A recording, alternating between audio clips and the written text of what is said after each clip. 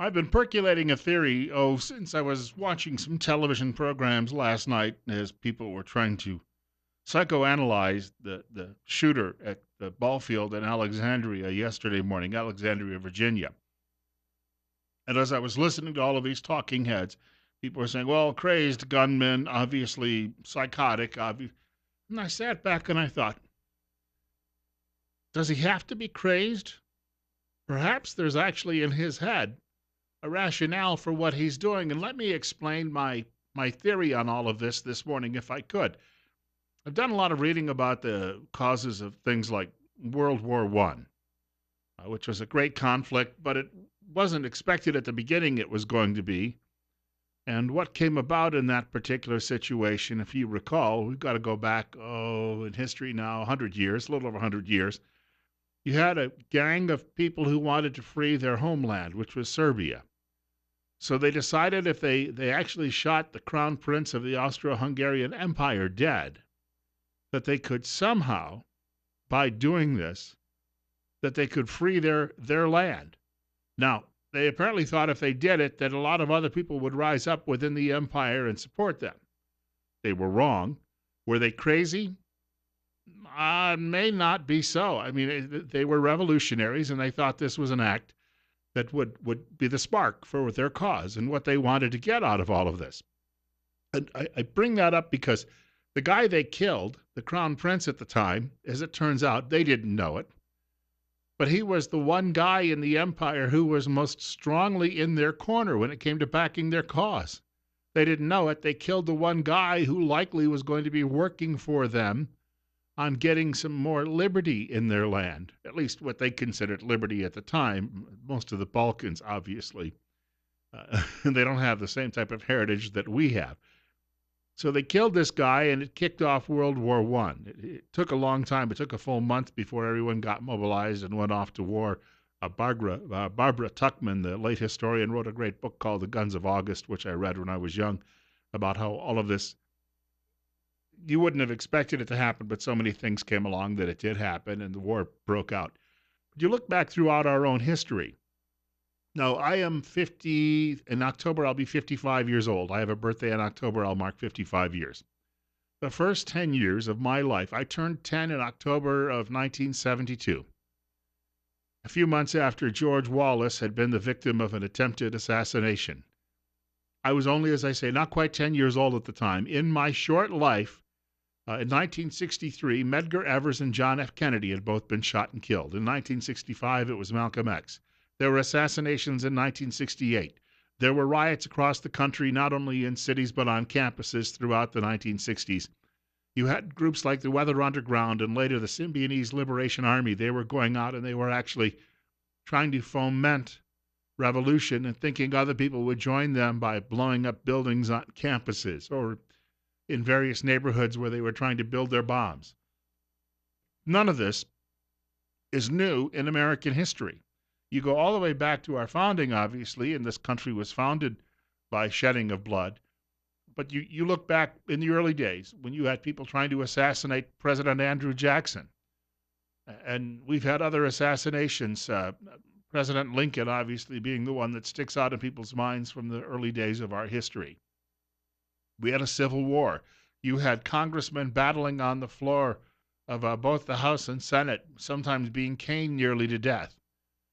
And then during the period from about 1880, we had a series of violence right up through the 1920s caused by anarchists. And that continued. And then there was violence in the 1930s because of the Depression. Huey Long was assassinated. During World War II, we think the country was just terribly well united, and it certainly was, likely more than it is today. But there were race riots in Detroit in 1943 and in Philadelphia at about the same time. In 1943, John Lewis, who was then leading the United Mine Workers, he took them out on strike during the middle of the war. His attitude was, hey, I'm not here to fight the war. I'm here to fight for these guys. So we've had these differences of opinions, but people have been using firearms to try to settle political disputes, not only in the United States, but around the world for a long time. They tried to, Puerto Rican nationalists tried to assassinate President Truman. He had to take up residence at Blair House while repairs were being done at the White House. And literally they were stopped at the front door. but they actually killed one of Truman's bodyguards. Truman was looking out a second floor bedroom window at the time all of this transpired. Just last week, we had a fellow who was honored at a Puerto Rican Pride rally in New York because of his so-called fight for the liberty of that particular U.S. territory, even though he represented a group that was not supported publicly by the majority of the people there, but he was involved in a series of bombings in the 1980s in this country. So this guy, James Hodgkinson, goes to Washington from his home somewhere near St. Louis, Missouri. He lived on the Illinois side of the state line, and he's been in Washington for quite some time. We know he didn't like Republicans. He felt Republicans were destroying the country. But to sit here and say that he was potentially just psychotic and crazed may not answer the question very well. If there had not been Capitol Police there, and there were a couple of Capitol Police officers on the security detail because you had the majority whip from the U.S. House who was in attendance at the ball practice. If he hadn't been there, Rand Paul has summed it up, there would have been a massacre. Now, you didn't have just House members, you had Senate members. Keep in mind, over in the Senate, the majority that the Republicans have is very narrow. I believe right now it's, 52-48? Now, at least Rand Paul and Jeff Flake, who are both members of the U.S. Senate, happened to be at the ball practice. There may have been other Republican senators as well. I know for a fact, though, those two were there. But if you're a cold, calculating revolutionary, and this guy obviously was a Bernie Sanders sycophant. In other words, he does have a revolutionary bent. So if you can get around to that dugout and you can kill Flake and Paul, and if there are any other Republicans there and you can kill them, theoretically, you could change the balance of power in the U.S. Senate. You might even have the votes to impeach Donald Trump if it ever comes to that. That may be the thinking process this guy has. Now, I'm not saying he was that in-depth. It may just be that he was enraged and he wanted to try to shoot as many of these people as possible. But when normally you lose someone from the House or Senate, they die or they resign, something like that happens, and they leave office, most of the states have their own processes, and they're different from state to state. Processes, I guess, would be the proper pronunciation there. Sometimes a governor can appoint a successor. Sometimes there's a special election called. We've got one of those coming up in Georgia, I believe, this weekend. That's for a House seat. You've got as well, you could have a legislature that appoints a successor, at least until the next election. So if you have a Democrat who serves as governor or a Democrat-controlled legislature, and suddenly there's a vacancy of a Republican in the U.S. Senate, you might get a Democrat in there temporarily. So Mr. Hodgkinson could be thinking, I'm going to change the balance of power temporarily and maybe even permanently. And maybe I'll bring other people to the cause and they'll rally behind having Democrats take control of both houses of Congress. We don't know. But I'm telling you, the thinking process is if we take out Republicans, we get rid of them, then the Democrats can control things. And he may have had it in his mind by any means necessary. The other end of this is people keep saying, well, it's the rhetoric. And I have a stack of arguments pro and con in front of me today. We may get to some of those on the program. I do want to note we're going to dial it back a bit in hour number 2. Thankfully, we're going to take a breather because we have a lighter topic in hour number 2. We're going to be joined by Kelton Hatch from Idaho Fish and Game. So if you have a question or comment for Kelton, hold on to that. That's coming up in hour number 2 of the show. But let me say this. Going back to the Oklahoma City bombing, you had President Clinton who tried to claim that Timothy McVeigh and his allies, that they were encouraged to do this by Rush Limbaugh. Well, now, Mr. Clinton wanted to silence Limbaugh because Limbaugh was the greatest critic of Mr. Clinton. So there you go. You've got a politician who doesn't like somebody's voice out there and wants to silence them. That's not new. That happens frequently throughout American history. Think of the Alien and Sedition Acts in the early days of the country. So it was believed that these right-wingers in this country were so stupid that they could be easily controlled by listening to Rush Limbaugh, and that Limbaugh was there with he's got this big orb while he's on the air, and the orb is spinning around going, ooh, and putting all these bad thoughts in people's heads. And they think it on the local level with people like me as well. So we've been hearing this, or, Sarah Palin put up a photograph with a picture of a target, and some loony down in Arizona went out and shot Gabby Giffords. despite the fact the guy didn't even bother to look at anything Sarah Palin posted. And he was not a Republican. So you've got all of the people on the left who've been arguing for years that we are so dumb because obviously if you're not a lefty, you must be stupid because leftism is a self-evident truth in their minds. So therefore, you're easily controlled and manipulated by people in media, right-wing media, or by party bosses on the right side of the political equation. Now the shoe is on the other foot, and it's one of their guys. And all of a sudden they're saying, well, wait a minute here. And I tend to agree with them. I don't believe that this guy needed any encouragement. Now, we have a climate in this country where it seems to be open season. If you saw all of the cheerleading going on Twitter from the leftists yesterday, Steve Scalise got shot. Ha, ha, ha, ha, ha. Good for him. That's his comeuppance. There were people saying that. People who likely lead normal lives, are raising children, and have decent jobs. But they were saying that on Twitter yesterday. The climate that we do have in this country is going to make it obviously more acceptable when you perform a play and you have the president killed in the play, or you pretend you're decapitating the president, or in a music video that you're shooting him in the head, although hip-hop I wouldn't call music. All of these things do open the door and say, well, this is a legitimate way to settle your political differences. And if you can't, they moved on because they couldn't win when people voted at the ballot box on social issues, so they legislated in the courts instead. That became the new legislature for the American left. Now they've moved on from that, and now the apparent belief is, well, if we just go, storm a building at Berkeley, will prevent somebody from speaking there. We'll set fires and smash windows. Or we'll go to Middlebury College and we'll beat up a speaker we don't like. So they've moved from legislating because they couldn't win the battles, at the polls. Then they moved to courts, and now they've moved on to violence. And so even though I don't believe he was inspired necessarily by anyone, it's not like Sanders was saying, I want you to go out and kill Republicans, because he wasn't doing that. And Sanders may be a crackpot when it comes to his political beliefs, but he's not a devious human being in the sense that he wants to see other people die. In fact, we've said it before on this program, he's a pretty squeaky clean and honest guy. The Clinton team couldn't even turn up anything on him when they tried to go through his dirty laundry. But I'm telling you that the climate is out there, and it's being encouraged by media, academia, and obviously the fellow travelers in the Democrat Party. And now they've got some splaining to do. We'll take a short break. We've got more on the way. Bill Colley with you on Top Story. More on this subject coming up in just a couple of minutes on News Radio 1310, KLIX, and newsradio1310.com. We're at 57 right now. Quick note, I wanted to thank Dr. Jonathan Tripp for being in studio with us yesterday. One of the medical pros from Tripp Family Medicine will be back with us next Wednesday morning between 8:30 and 9 o'clock. I've got an idea here.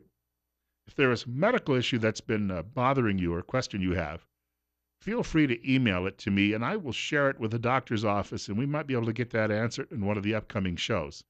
Dr. Tripp's office is still looking for new patients. They can often see you as a patient on the very same day if you call in the morning with a medical issue. The office is on Fillmore Street in Twin Falls, directly across from the main post office. And remember, life's too short not to feel good.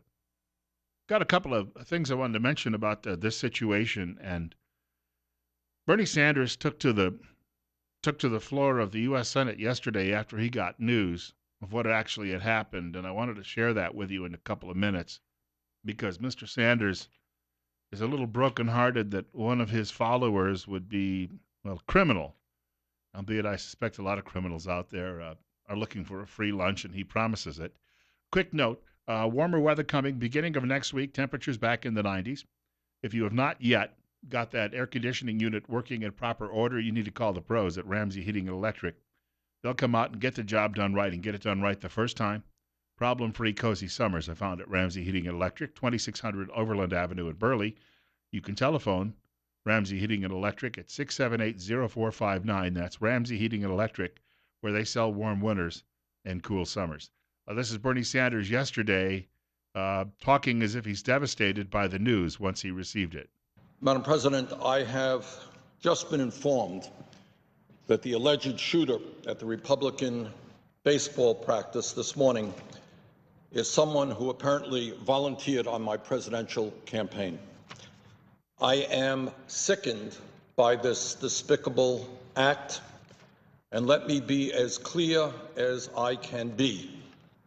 Violence of any kind is unacceptable in our society, and I condemn this action in the strongest possible terms.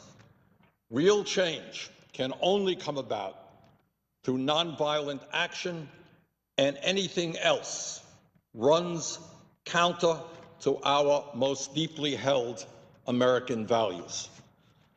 I know I speak for the entire country in saying that my hopes and prayers are that Representative Scalise, congressional staff, and the Capitol police officers who were wounded make a quick and full recovery. I also want to thank the Capitol Police for their heroic actions to prevent further harm. Thank you, Madam President. I want to add something to that. Glenn Beck's of The Blaze, Beck's main publication, says that in 2011, when Gabby Giffords was attacked, that Bernie Sanders immediately sent out a fundraising letter saying that it was right-wing talk that convinced the shooter to do this. So Bernie Sanders made money off of it. And then in 2015, there had been some problems outside some abortion clinics. And again, Sanders decided to fundraise off it and claimed it was all due to right-wing rhetoric. But hey, as long as it works for him, right? 825, Bill Colley with you on Top Story on News Radio 1310, KLIX, and newsradio1310.com, 736-0300, the number to reach our program. Caller, you're on the air.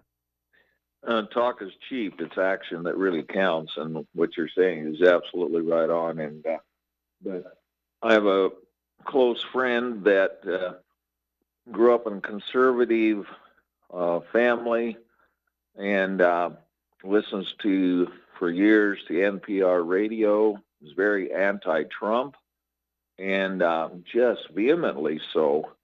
So the media, of course, is not going to take any credit for what happened. And I watched some of the TV analysis of the situation, but it's true. You listen to that garbage long enough, and you become radicalized, just like the Islam situation. You grow up into that, and you listen to it daily, this poison and this anti-American rhetoric. And, of course, it's been led by the New York Times, the Washington Post, CNN. It goes on and on. If you're listening to that stuff every day, you're poisoning your minds, folks. And you better take a look at what really made this country great and get back to the Constitution, the Declaration of Independence, study the Founding Fathers and how they sacrificed to bring about the fact that we can even have talk shows like yours today. Sure. Well, I thank you much for the call, and we should note as well that, as I said, I don't know that people aren't influenced. It's not like you're beaming thoughts into their heads and making them do this, but media has made it at least acceptable to lash out because media doesn't condemn a lot of what's been going on since the election of Donald Trump. You're up next. You're on the air on KLIX. Go ahead. Good morning, Bill. I agreed with your liberal caller yesterday that there is crazy people on all sides, and that's true. But what she's missing is that when Obama was in office, yes, there was rhetoric running around on Facebook and everything that was anti-Obama, and some of it was kind of mean-spirited and everything else. But we didn't have the media running this stuff with actors and everything else portraying killings and the whole 9 yards. So they need to take that into consideration. They got worked up because a clown at a rodeo in Kansas wore an Obama mask and was told he could never come back and work in Kansas again. That was enough to set them off. Right, but it's not. Anytime any of this stuff got even close to being like an assassination stuff, Obama's people went all over it and covered those people. This time around, these guys on the news themselves can do it all day long, and no one says boo. But it's funny, after the shooting, all the clips I've seen today of all the people that have been responsible for all this rhetoric are all of a sudden very humble and how they should have been ever since the election. It's funny how that is. No, and I thank you much for the telephone call. We're dealing with people out there who've had a bit of a wake up call, and as I say, they've been pointing the finger one direction for all of these years, and now they have to realize that perhaps bad behavior is not necessarily limited to just a particular political class. As I said earlier, people do bad things. I remember when I was a young reporter covering a story where a guy who'd never been in trouble in his life led a respectable life, but he beat up some fellow in a road rage. Well, he just got upset because he got cut off in traffic, and that came up at sentencing, was the fact that he'd never had any serious problems before, but he just lost it. And yeah, good people sometimes end up going deeply off the rails. I'm not saying that this fellow Hodgkinson was a good guy. Obviously, I've read some of his past, and although you can always find some neighbors to say nice things about him and some to say bad things about him. But, he led what you'd call a relatively stable life until yesterday morning at about 7 o'clock Eastern Time. Short break. Bill Cowley with you on Top Story on News Radio 1310, KLIX and NewsRadio1310.com. We're at 60.